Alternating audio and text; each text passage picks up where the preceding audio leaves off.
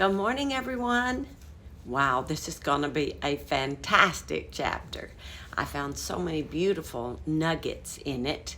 And so while you are logging on and joining me here, we are going to talk about Daniel chapter 6. This is an amazing book, and I find it quite interesting. Good morning, Sheila. Good morning, Jean. Good morning, Celinda. Good morning, all of you who are coming in this morning. Good morning. Oh, happy anniversary, Sophia. I saw your anniversary yesterday. Reminding those of you in the area. Good morning, Priscilla. Good morning, Ruth. So glad to see you all. Ruth, are you still in the United States or have you made it back to Indonesia? Art in the Spirit Studio. I love the sound of that. It reminds me of our We Who Worships. Good morning. Tell me your first name so I can call you by your first name. Mona, good morning. Kim, thank you so much for coming in this morning. Glad you're all coming in.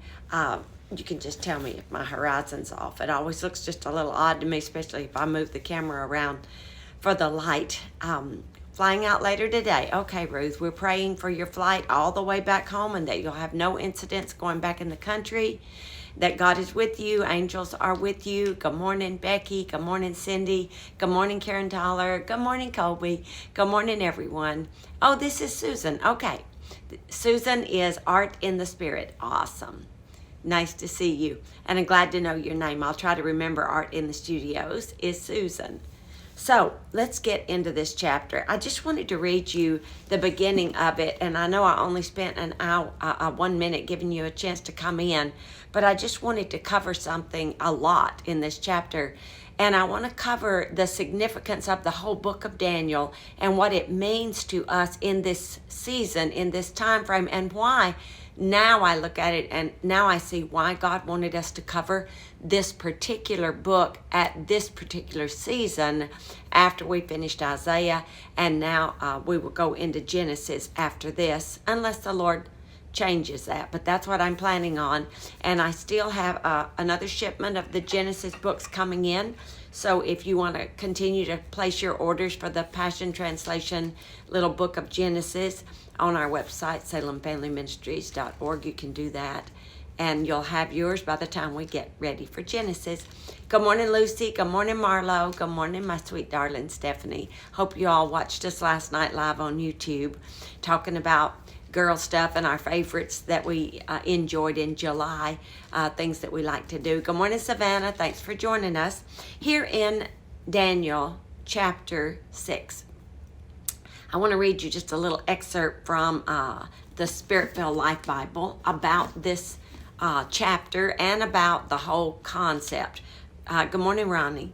This is called Kingdom Dynamics, a kingdom man thriving in exile. So many times we feel like that. We don't feel like we are in our place of freedom or our greatest position, that we can do the most, or sometimes we just feel locked down by our circumstances or our situations, or even the season of life that we find ourselves in. But I want you to listen to this little excerpt here.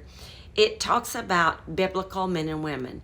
When the Babylonians invaded Judah and destroyed Jerusalem, they exiled the best and the brightest young people to Babylon. There Daniel and his peers, we know them as Shadrach, Meshach, and Abednego, and I'm sure there were many others, were taught the language and literature of the culture so they would be useful to their captors. I am not saying, and nor have I ever meant to imply, that we don't stay informed. We need to be informed, and we need to stay informed as to what's going on. We need to know how to speak to our culture. Stephanie's helped me so much with that. She has taught me there's a whole generation coming up that we need to learn their language. And the worst thing you can do in life is to try to make everybody speak your language when we need to be learning how they hear. Not that we're going to compromise or even conform, but we do want to make sure they hear us. Good morning, Terry. Thanks for joining us. Good morning, Stephanie. Thanks for joining us. So as as we go through life each day, we have to ask the Holy Spirit to give us a language or the words where people can hear us when we talk about the glory of God in our lives and giving our daily testimonies as we walk through. It makes me think of when Harry and I started in ministry together. He said to me, I just want you to understand I don't speak Christianese. And I thought, what in the world does that mean? But the more I was around it, I understood what he meant. He said there's a whole world and culture out there that speaks a language that doesn't sound like the church or doesn't sound like walking by faith. And so we have to learn not how to compromise, not how to conform, but how to speak a language they can hear. For if we don't speak a language they can hear, then what are we talking for? If we're not bringing influence, then we're wasting our words and wasting our time. Good morning, Mahesh. Thanks for joining us. I'm loving your comments. Thank you so much. So here, these young people, at this time they were teens, when they were taken captive, and they were taught the culture and they were taught the language of the Babylonians. Though he served various godless kings, now we're talking about Daniel, in an evil country and under very difficult circumstances, Daniel maintained his strong relationship with the Lord as he was sovereignly, this is what I want you to hear, he was sovereignly promoted into significant positions of increasing influence and prophetic impact in assignments that would have powers that would have proven to be exceedingly challenging for a godly person. And yet he excelled there because God put him there.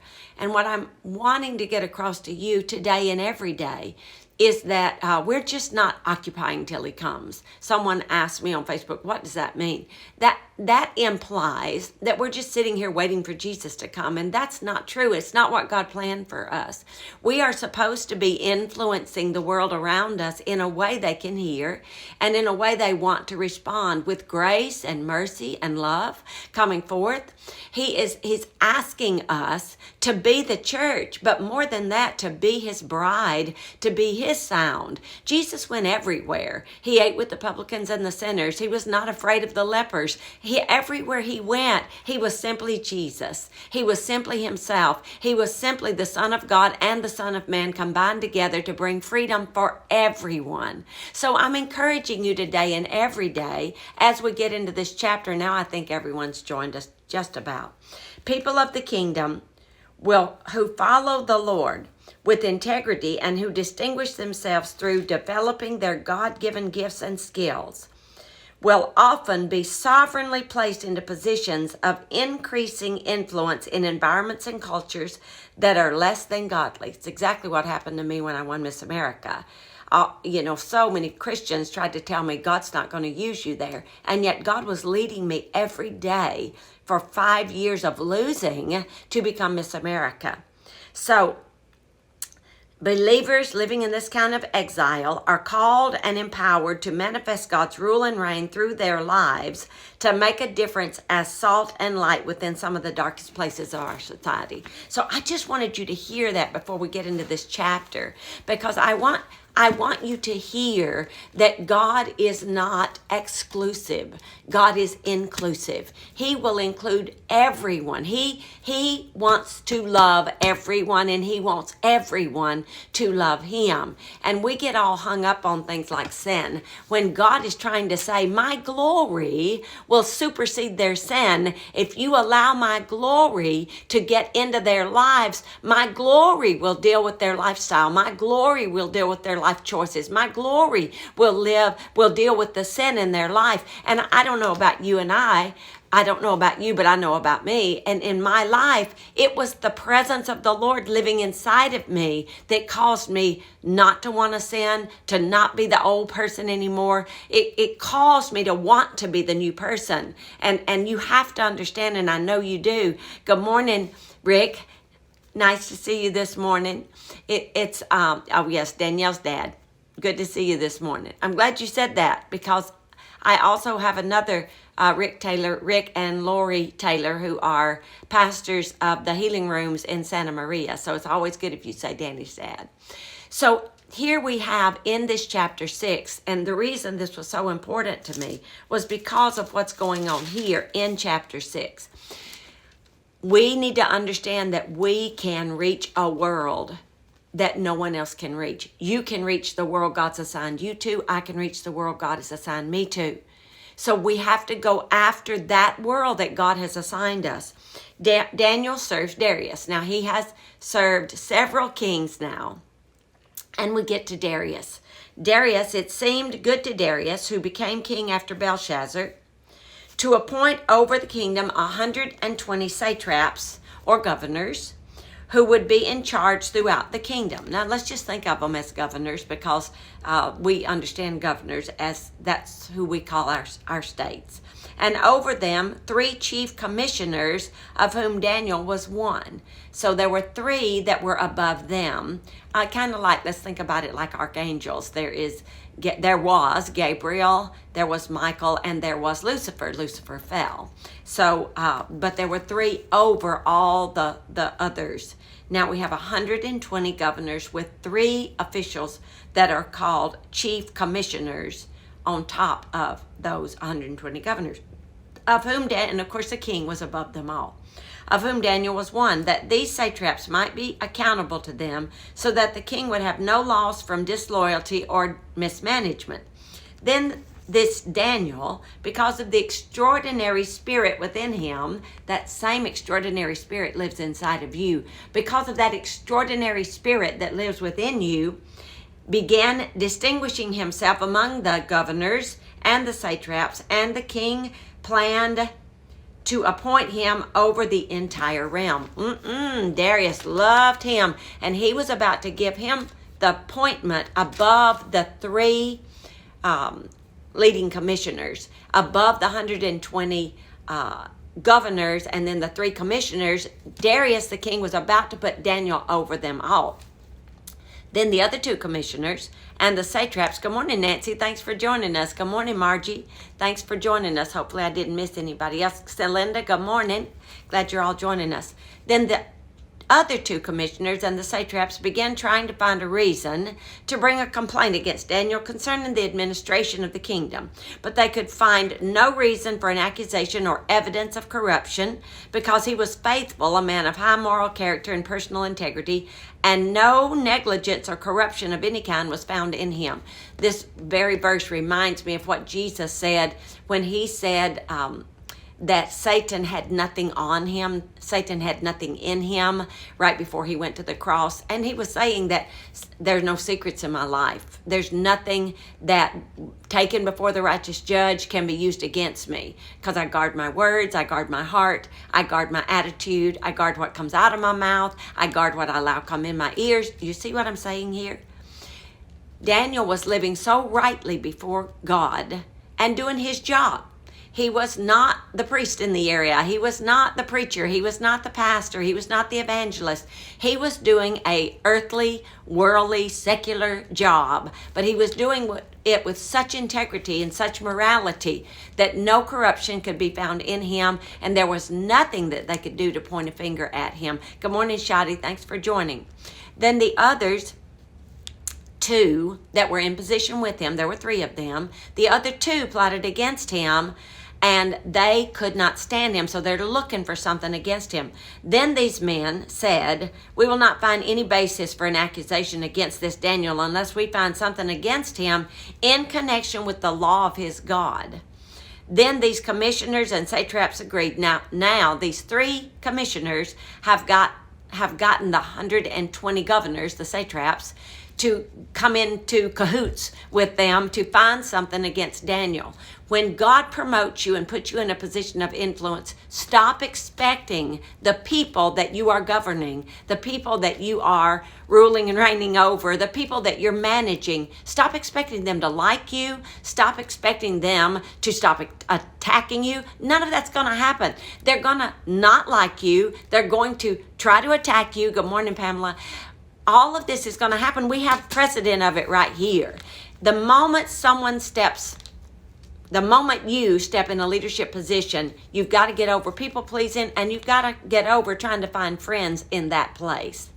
You are there to do a job. Do it with righteousness and holiness. Do it with exemplary performance. Do it better than anybody else because of the Spirit of God who lives inside of you. Don't expect nor ever anticipate everyone or even anyone liking you in that position. And it really has nothing to do with you. It is all about the position. So let's go on here. Then these commissioners and the satraps agreed to approach the king, and they said to him, King Darius, live forever. Now, I want you to understand that they knew that this king had a weakness, and they went after his weakness. You know what it was? Pride. It was just a little pride, but it was enough pride to get Daniel in a heap of trouble. Daniel didn't have the pride. The king had the pride, but the king was making the decisions, and the king had a little pride. And when the 120 governors and the other 2 commissioners went before him and they said, King Darius, live forever, all the commissioners of the kingdom, they lied. Right there, they lied. All 3 commissioners were not involved. Daniel was not involved. He's not standing there. But they say all the commissioners of the kingdom, the prefects and the satraps, the counselors and the governors, have consulted and agreed together. Daniel, his most prized one, did he not notice? Did he not see that Daniel was not standing there? No, his pride blinded him. He didn't even notice a very big detail. His number 1 main guy was not standing bringing this to him. So, all of us have agreed, and we've consulted together, that the king should establish a royal statute and enforce an injunction that anyone who petitions or prays to any god or man besides you, O king, during the next 30 days. Now, 30 in the ancient Hebrew is the number for the blood of Jesus. Yeah, because that's the price of silver that was paid for him. So in the ancient Hebrew culture, 30, anytime you see 30, it's talking about blood. And they were out for blood, all right. They were out for the blood of the righteous man who at this point in history is representing Jesus. So they said, during the next 30 days shall be thrown into the den of lions. Now, O king, establish the injunction and sign the document so that it may not be changed. In other words, let's make it a law in accordance with the law of the Medes and the Persian, which ensures that it may not be altered or revoked. We must be so very careful what we vote into law. You cannot be moved by a personality or a party or anything else. You cannot listen to ads on social media or the television and expect that ad to be telling you the truth about a law that is being presented, a proposition that's being presented. You must research for yourself and find out what is hidden in it, because I guarantee you what they're saying is blah, blah, blah, blah, blah, blah, a little mouth moving. Behind it is the agenda, not what's coming out of their mouth. And when we come down to the times of voting for people, we are actually voting for laws. It's not about a people. It's not about a gender. It's not about a culture. It's not about a person. Nothing. It's not about where they're from. Nothing. It is all about how will they vote for you. How will they vote for you? So what do? You go back and you study people's voting records. You study, do they stand with the church or are they against the church? Do they stand for morality or are they against morality? What do they believe when it comes time to vote for things like abortion, things like sex trafficking, human trafficking? Where do they stand on the issues that matter to the church? Where do they stand on the issues that matter to our culture when it comes to people saying you can't have church? Thank God right now we have a president that said church is essential. We need that. We need somebody to stand up and say church is essential, and that overrides the governors who are saying we can't have church. So I'm just saying, be informed and then vote according to your information and how you agree with that information. And that's all that matters. All that matters is that you agree with the information of the person who will be representing you by their vote. And that's all. It really all comes down to that. You don't have to like a person. Half the time, more than half the time, I don't like the person who's representing me. But do I agree with the way they vote? Would I vote that way in their position? And that's really the question you have to ask yourself. And that's what's going on here in this book. When I was reading it this morning, the Spirit of God pointed that out to me. And I was like, oh my Lord, I've never seen that in this chapter before.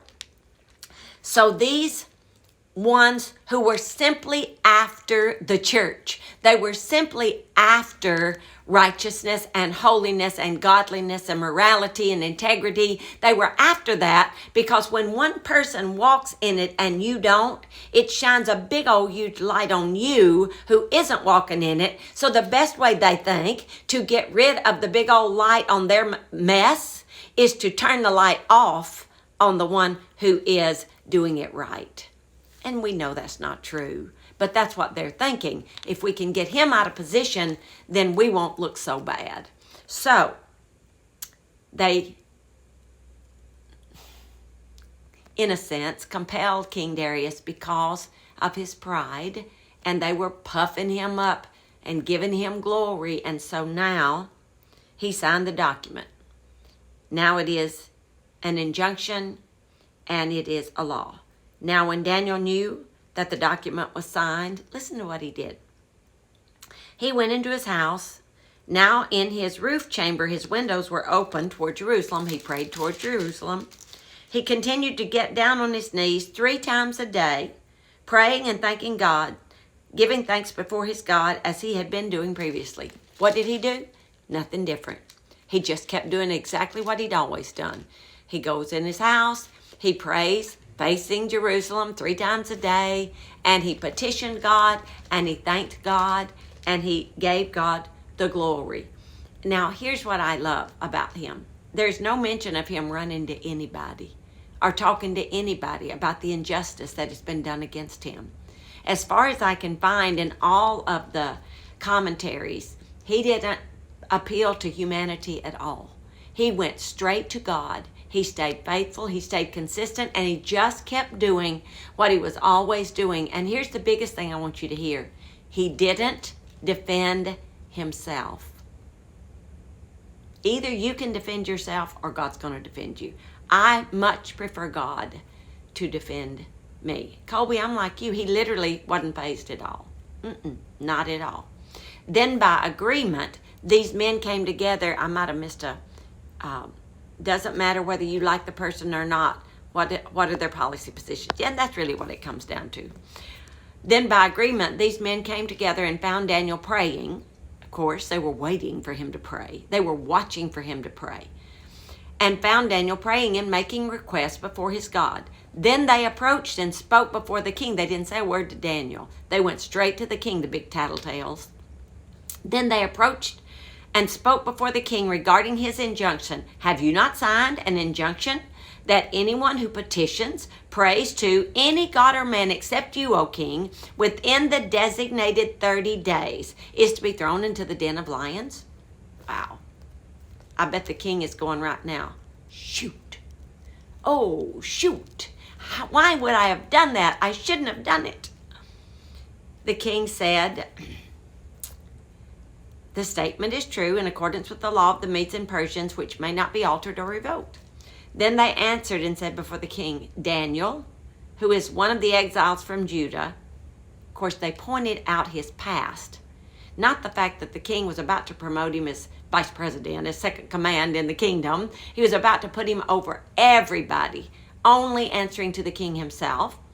He was about to be promoted by Darius, but did they say that to King Darius? They said, you know, one of the exiles that you brought in from Judah. He does not pay any attention to you, O king, or to the injunction which you have signed, but keeps praying to his God 3 times a day. Good morning, Vanessa. Thanks for joining us. Then as soon as the king heard these words, he was deeply distressed over what he had done and set his mind on rescuing Daniel, and he struggled until the sun went down trying to work out a way to save him. this king that never intended for this to happen. Apparently, he loved Daniel. He loved who Daniel was, and he probably just loved the God inside of Daniel. And that's usually what happens. Daniel was such a man after God's own heart. And this king loved Daniel's abilities. He loved his gifts. He loved his talents. He loved his ability to reign. He loved his ability to think and have wisdom. He loved him. And so he did not want to throw him into the lion's den. So as soon as the king heard these words, he was deeply distressed over what he'd done, set his mind on rescuing Daniel. And he struggled until the sun went down, trying to work out a way to save him. Then by agreement, these same men came to the king and said, "Know, O king, that it is a law of the Medes and Persians that no injunction or statute which the king establishes may be altered or revoked." Now they are being belligerent to the king. You've got to follow through on the law that you made. And that's why we must be careful what we agree to, what we sign into law. Now we're the ones held accountable before the righteous king as to what happens in a nation. It is so important that we not do anything knowingly that could hurt a nation whose God is the Lord. Daniel in the den of lions. Then the king gave a command, and Daniel was brought and thrown into the den of lions. The king said to Daniel, "May your God, whom you constantly serve, rescue you himself." Don't you love how this king, he's carrying out the law that he put into motion. But in the process of doing it, thanks Sarah for joining us, in the process of doing it, he's crying out to God, "May your God save you." He's prophesying, he's believing, he's confessing that your God will save you. May your God, whom you constantly serve, rescue you himself. Wow, what a prayer that this king prayed for Daniel. A stone was brought and laid over the mouth of the den, and the king sealed it with his own signet ring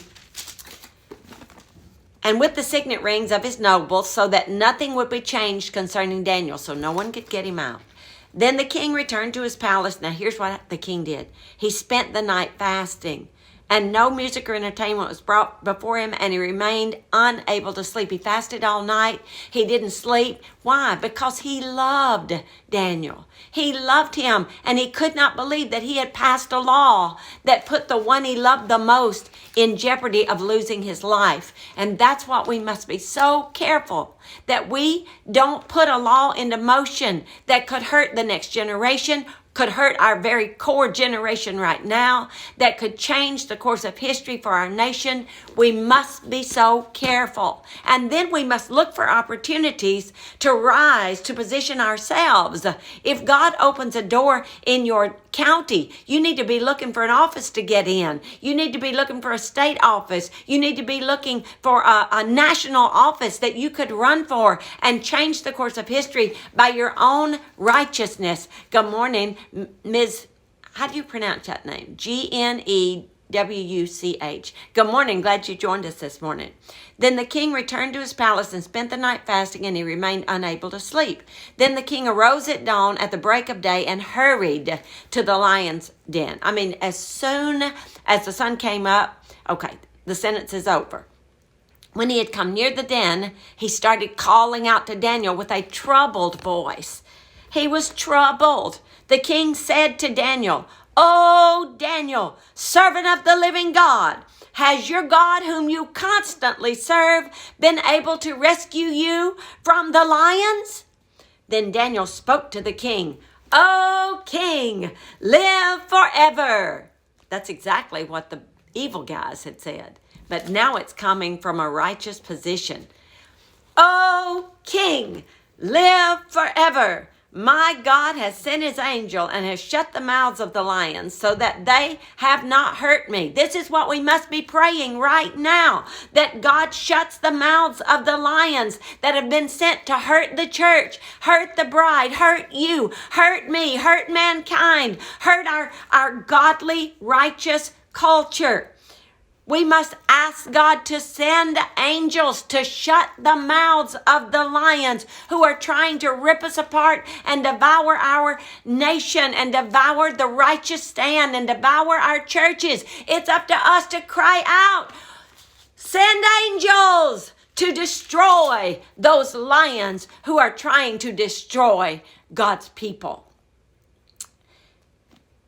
Because I was found innocent before God, and also before you, O king, I have committed no crime. Then the king was greatly pleased and ordered that Daniel be taken out of the den. So Daniel was taken out of the den, and no injury whatever was found on him. No injury whatever was found on him. Because he believed in, and he relied on, and he trusted in his God. If you watch our Marriage Mondays, we talked about Trust Monday night and the power of that on our YouTube channel. And here we have God delivering Daniel from the mouth of the enemy. Now, 5780, that's the Jewish decade that we have entered, 80. And that 80 means the year of the mouth. Well, in this case, it's the decade of the mouth. And so we have our mouth that should be proclaiming, as Daniel did, the praises and the thanks and the glory to God. And when we do that, then God will send angels to shut the mouth of the demonic force. He'll shut the mouth of the Antichrist spirit. He'll shut the mouth of those who are trying to rise up and destroy God's purpose and plans in this nation.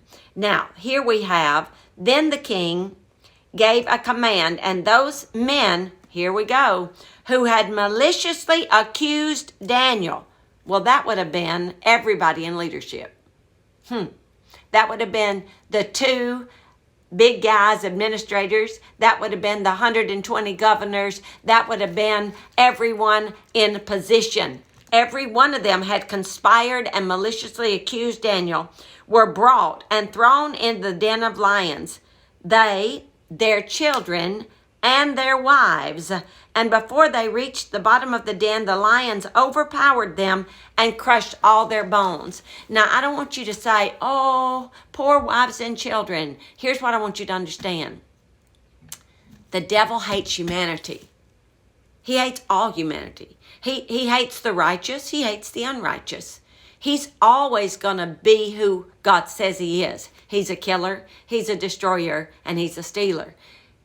Yes, does he target the church first? Absolutely. But the gates of hell shall not prevail against the church. But ultimately, the Antichrist spirit hates humans because we took Lucifer's place as God's image worshipers. And so when this happens, what happens in this case then is those who were actually serving the purpose of the Antichrist spirit, those who were trying to destroy what God was doing in the nation, those very ones were destroyed by the lion that they hoped would destroy God's people.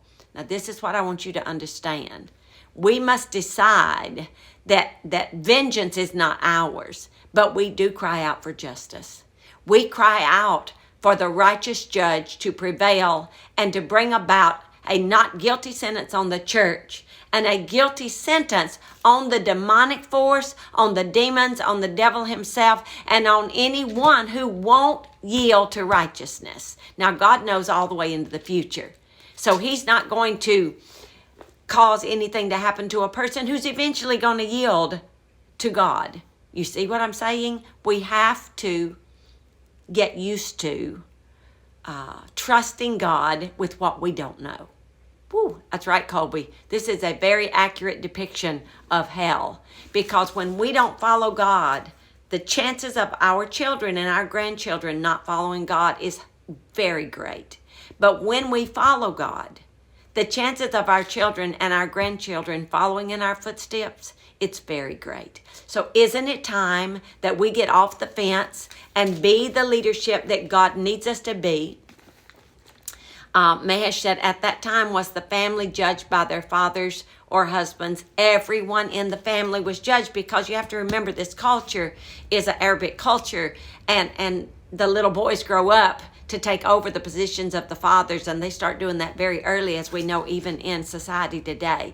And so absolutely, Celinda, they were saying they were going to follow in their footsteps. That's exactly right. And they do. They do. The same thing goes for righteousness. Even when they don't look like they're doing it now, they will. Train up a child in the way he should go, and when he's old, They will not depart from it. That I wish you'd have said when he's 21, when he's 38, when he's 72. Give us a number. When he's old, and that depends on him. When he becomes a man, he puts away childish things. And childish things is not about playing with toys. Childish things is a thought life. When you think like a child, when you make decisions based upon, I got to have my way, childish. But when you think of the whole and the greater good of all, that's what God is asking us to do and be and to live this way. My God has sent his angels. The king greatly pleased. He ordered that those who had accused were killed. Then verse 25, then Darius the king wrote to all the peoples, nations, and speakers of every language who were living in the land, may peace abound to you. Now listen to this decree. We should be decreeing this. It's so powerful. I issue a decree that in all the dominion of my kingdom, men are to reverently fear and tremble before the God of Daniel. I just want to decree this right now over America.